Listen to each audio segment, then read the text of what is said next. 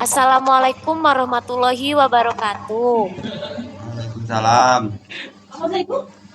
Waalaikumsalam warahmatullahi wabarakatuh. Selamat malam teman-teman semua. Sebelumnya perkenalkan nama saya Dewi Hotimatus selaku moderator dari kelompok 2 yang akan mempresentasikan hasil mini consumer insight project mengenai perilaku konsumen iPhone. Presentasi ini membahas hasil analisis kami terkait faktor yang mempengaruhi keputusan pembelian, kepuasan, loyalitas konsumen, serta rekomendasi strategi yang dihasilkan dari penelitian. Tentunya saya tidak sendirian karena ada rekan-rekan saya. Yang pertama Arianti, kemudian Afan Wicaksono, Bella Triwijianingsih, Bintang Fahri Rohmatullah, dan Ekalia Septiana. Selanjutnya akan dijelaskan oleh rekan saya.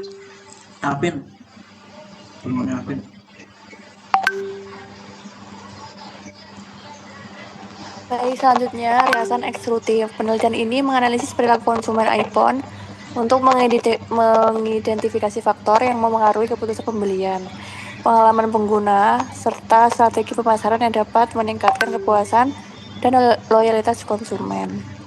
Selanjutnya,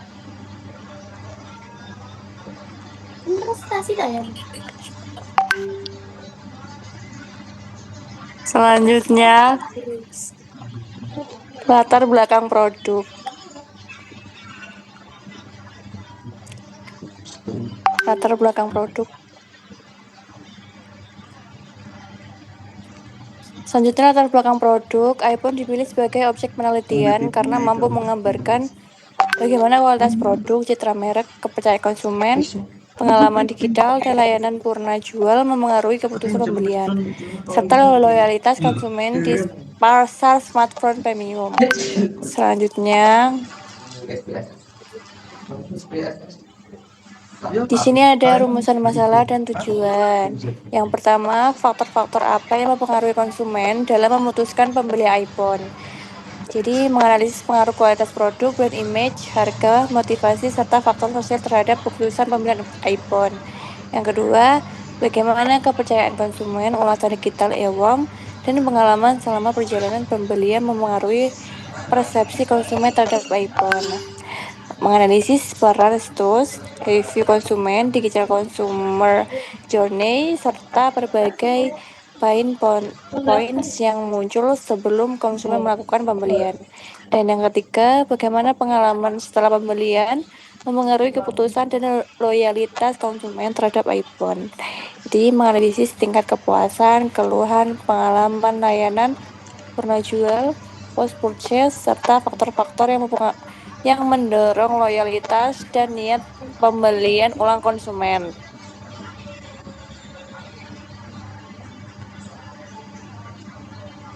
Baik, selanjutnya yakni sumber data. Kami pada kasus ini mengambil 4 sumber data. Yang pertama ada survei, terus interview, ketiga review atau ewok, dan yang keempat audit digital. Jadi yang pertama sumber data yang kita ambil yakni survei. Kita mengambil kurang lebih 30 responden yang dimana 30 responden tersebut kami berikan Google Form yang disebarkan kepada responden yang berusia 17 sampai 50 tahun yang menggunakan atau pernah mempertimbangkan membeli iPhone. Yang kedua yakni interview. Kita interview itu mengambil 9 responden. 9 responden tadi kita wawancara secara langsung pada pengguna atau calon pengguna iPhone. Kemudian sumber data yang ketiga yakni review atau ewok. Kita mengambil 30 review. Nah, review itu kita ambil dari Instagram, Shopee, TikTok, Tokopedia, dan YouTube yang terdiri atas positif, netral, negatif. Kemudian audit digital. Nah, kita mengaudit ke platform utama yaitu marketplace dari Shopee atau Tokopedia dan media sosial berupa Instagram, TikTok, atau YouTube. Selanjutnya,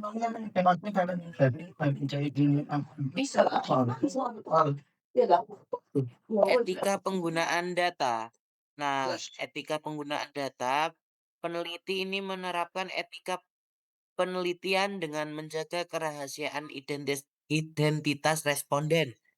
Penggunaan data secara objektif berdasarkan informed consent serta memanfaatkan keuangan publik hanya untuk kepentingan analisis akademik. Seperti itu. Selanjutnya,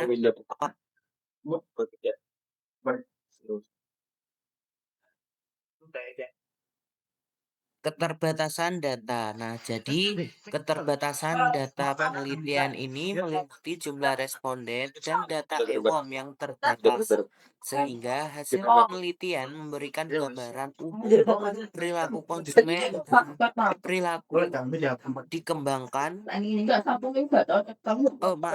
Dan perlu dikembangkan melalui penelitian dengan cakupan yang lebih luas seperti itu. Selanjutnya akan disampaikan oleh teman saya. Selanjutnya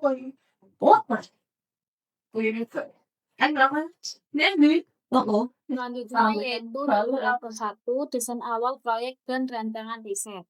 Penelitian dirancang menggunakan survei, wawancara, analisis EWOM, dan audit perilaku konsumen digital untuk mengidentifikasi faktor yang membuat kepuasan dan loyalitas konsumen. Selanjutnya, Itu kelas bahasa Inggris soalnya. Ini bahasa Inggris. Ini bahasa Inggris soalnya. Terus Inggris speaking sih mah. Yendang wes. selanjutnya dari milestone 2 yaitu instrumen final sampling proses dan revisi. Instrumen penelitian berupa questionnaire dan wawancara Koreanya kan nggak pakai gini. Punya ini. dan direvisi agar lebih jelas, netral, serta mampu menghasilkan data yang akurat mengenai perilaku konsumen iPhone. Milestone 3 yaitu persona konsumen iPhone dan customer journey. Analisis persona menunjukkan bahwa keputusan pembelian iPhone dipengaruhi oleh kebutuhan gaya hidup, kualitas produk, citra merek, serta perjalanan konsumen dari tahap awareness hingga post purchase.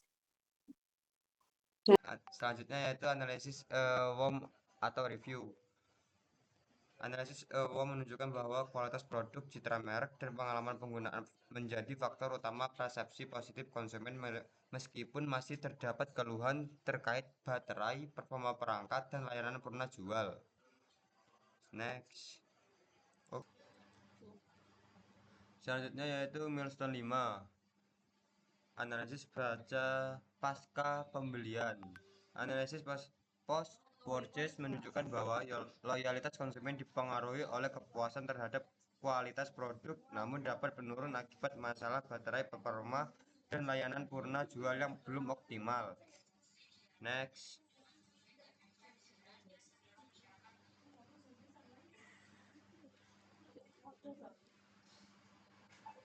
Selanjutnya yaitu audit perilaku konsumen digital, yaitu milestone 6. Audit perilaku konsumen digital menunjukkan bahwa Trustkush pada official store telah membangun kepercayaan konsumen, namun pengalaman pelanggan masih dapat ditingkatkan melalui penyempurnaan informasi produk, layanan purna jual, dan kualitas layanan digital.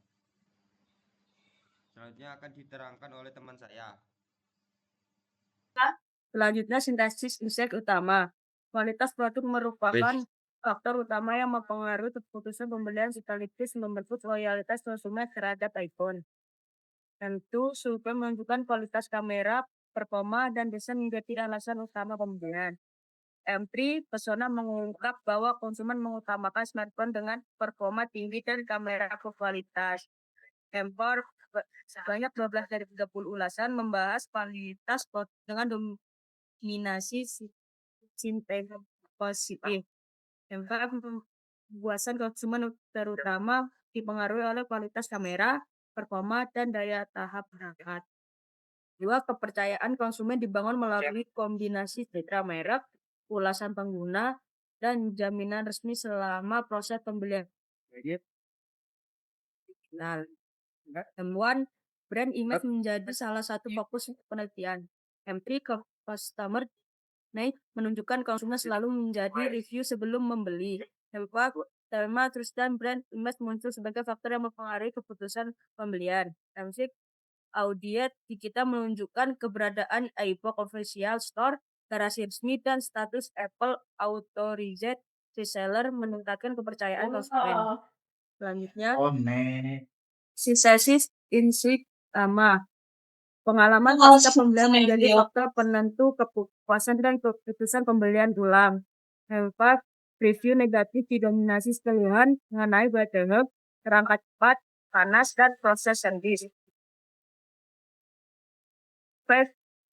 Analisis pasca pembelian menunjukkan layanan garansi dan servis menjadi sumber ketidakpuasan utama.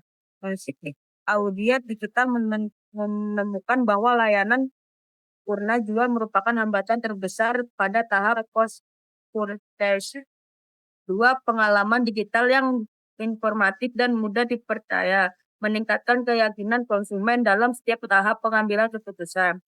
M3, konsumen mencari informasi melalui TikTok, Instagram, YouTube, dan marketplace sebelum membeli. M4, analisis woman menunjukkan review menjadi sumber informasi utama bagi calon pembeli. 6, audit menemukan bahwa informasi produk, facts, dan video demonstrasi masih dapat ditingkatkan agar lebih mudah dipahami konsumen. Next. Selanjutnya, rekomendasi strategi prioritas. Pertama, peningkatan service recovery. Insight yang dijawab, keluhan terbesar berasal dari layanan purna jual. Aksi konkret, SLACS maksimal 1 kali 24 jam. Striking service, SOP, refund, dan garansi. Indikator keberhasilan, rating negatif menurun, waktu penyelesaian komplain lebih cepat, kepuasan pelanggan meningkat. Yang kedua, program loyalitas. Pertama, insight yang dijawab, loyalitas dipengaruhi pengalaman pasca pembelian. Aksi konkret, follow up setelah pembelian, edukasi penggunaan loyalty program. Indikator keberhasilan, repeat purchase meningkat, review positif bertambah, retensi pelanggan meningkat.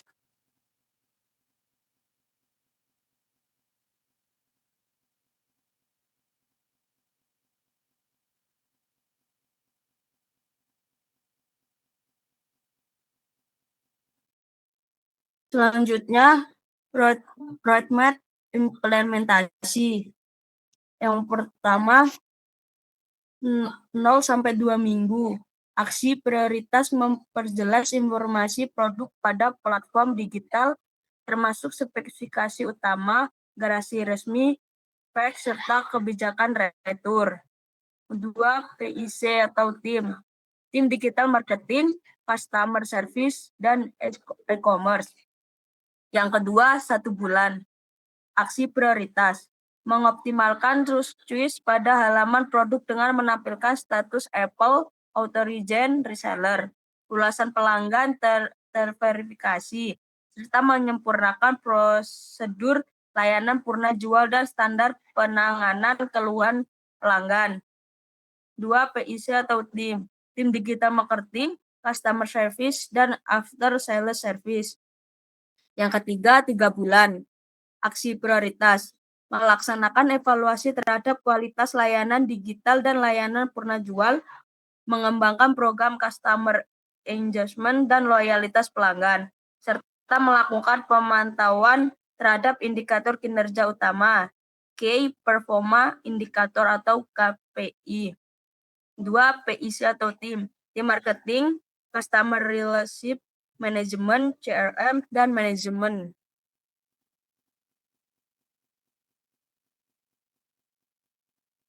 Selanjutnya,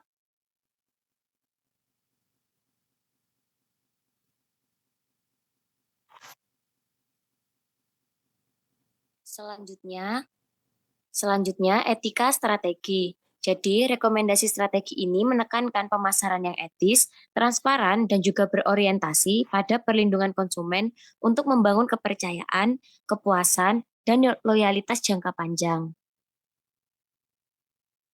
Kesimpulan utamanya menunjukkan bahwa kualitas produk, kepercayaan terhadap merek, dan layanan purna jual merupakan faktor utama yang mempengaruhi keputusan pembelian, kepuasan, dan juga loyalitas konsumen iPhone.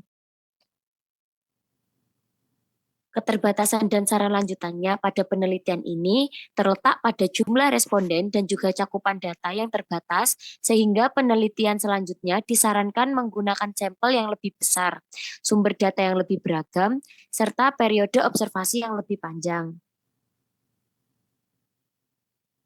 Sekian presentasi yang dapat kami sampaikan, kurang lebihnya mohon maaf. Wassalamualaikum warahmatullahi wabarakatuh.